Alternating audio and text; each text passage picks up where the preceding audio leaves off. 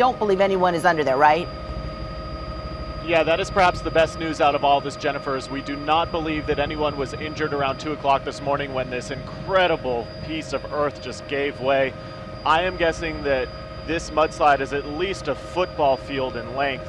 What has basically happened here is that we have had so much rain over the course of the last week or so that the earth and the mud here just were really no match for the water. And so there was just an incredible rapid erosion of the soil on this steep slope, and it just gave way and fell onto I-24. You are still watching as pieces of rock are falling onto the highway here. That is why the Tennessee Department of Transportation is telling us that they are not able to get engineers onto the ground here to look at this. It's just not safe. They want to be able to get these geotech engineers in here so that they can start surveying this land. But really, this situation right now is out of their control. There has been so much water saturating the earth here that it is still giving way. You can see a number of trees kind of perched precariously here on the edge of the earth that also might just fall in here. When this happens, there's really nothing that is safe. All of these trees kind of just swallowed up and pushed onto the highway. You can see boulders that probably weigh a few hundred tons are now on I-24 here. Again, let's kind of walk you through what has to happen. First, engineers need to get in here and try to figure out exactly what's going on with the earth to make sure that it is safe and to make sure that the mudslide here won't happen again.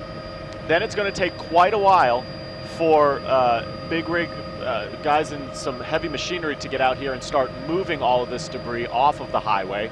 That's going to be one step in this process. Then they're going to have to make sure that the cliff's face here is structurally sound before they can reopen the highway.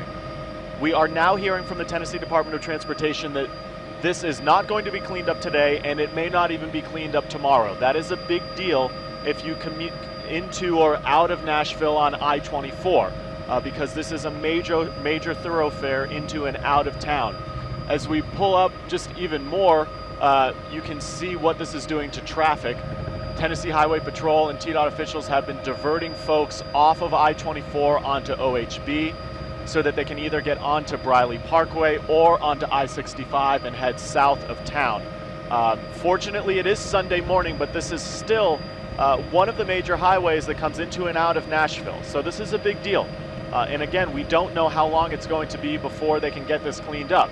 TDOT officials would like to have this cleaned up right now, but that is just out of their control. There is nothing they can do because here around 7:30 on Sunday morning, a few hours after this all occurred, we are still seeing pieces of debris and rock just sliding away from the earth here. Again, we have been told that they do not think that anyone was injured when this happened. However, I was just kind of looking through some emails here, and we got a Facebook post from a woman who said that she was actually driving by right as this happened, and the way that she described it was, quote, it looked like a waterfall coming off a cliff face. And of course, there was just so much rain overnight. Around 2 o'clock this morning, the rain had kind of let up, but still, you just have to think about how much moisture and saturation was in all of this for this to be able to give way like this. You can see that we are talking about a piece of earth that is at least 100 yards in length, if not 200 yards. And you can see where it has just kind of separated from itself there. The top layer there, that's just leaves that usually are kind of sitting on top of the dirt. Everything else beneath it is just soaked. And this is just, there's an incredible amount of weight to all of this as it kind of gave way here. We are hoping to get TDOT officials on the air here, if not this morning, at least sometime during the day here.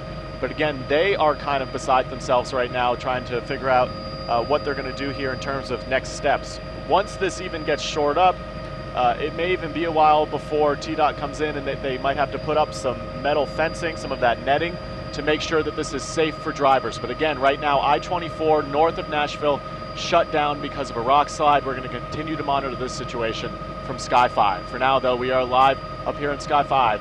Chris Conti, News Channel 5. Well, Kerry, we are still looking at least a week before crews are able to get that landslide cleared. Engineers, though, today finally started to clear the landslide from I-24. As you're looking live right now from Sky 5, you can just see the magnitude of how much Earth broke away from itself on Saturday night. From TDOT today, we learned that this is about 50,000 cubic yards of soil and debris that came crashing down. Now here's what I want you to pay attention to right now. These bulldozers and backhoes that have been brought into the top of the slide zone, that's crucial here because these are going to play a key part in getting this slide cleared. That might seem counterintuitive, but here's how this is going to work. These pieces of heavy machinery are actually going to push whatever is left on the top of this slide down. The way TDOT is going to go about getting this slide cleared is actually from the back to the front. So they're going to keep pushing whatever they can from the top of the slide zone down onto I-24, and eventually they're hoping that they'll be able to find some solid rock beneath all of this clay that gave way on Saturday night. Of course, all of this happened because we had about 13 inches of rain. Mark, if you want to pull out just a little bit, we can give you a better idea of what's going to happen once they start pushing this debris down. There are actually some heavy dump trucks that have been brought in by TDOT and the contractor that has been hired here. So essentially they're going to start trying to get some of that debris and mud and clay and trees loaded into these dump trucks and hauled away. We mentioned that there's about 50,000 cubic yards of debris here. The reason why this is going to take so long to clear is because they can only move about 5,000 yards of earth a day. Still, we are talking about at least a week, if not more, before they're going to be able to get this cleaned up. We spent some time with TDOT's chief engineer today. Here's what he had to say.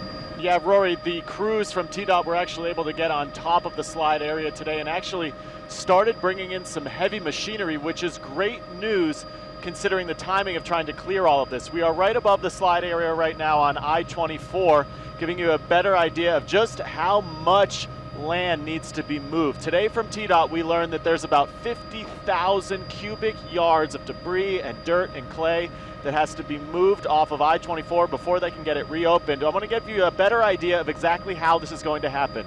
You see those bulldozers and those backhoes up there on the top of the hillside?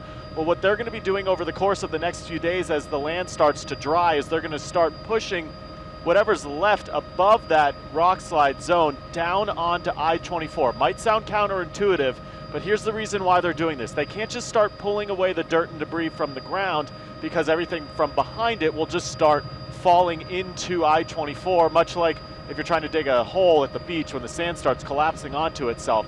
So once they get all of that dirt and debris pushed onto I-24, then they're going to actually start loading that into dump trucks. Mark, if you want to pull out just a little bit, we can show you, give you a better idea of what they're going to be doing here. So they've actually brought in some heavy machinery that when they can finally get in there and it's safe enough, they're going to move it into those dump trucks so that they can haul it away. We did have a chance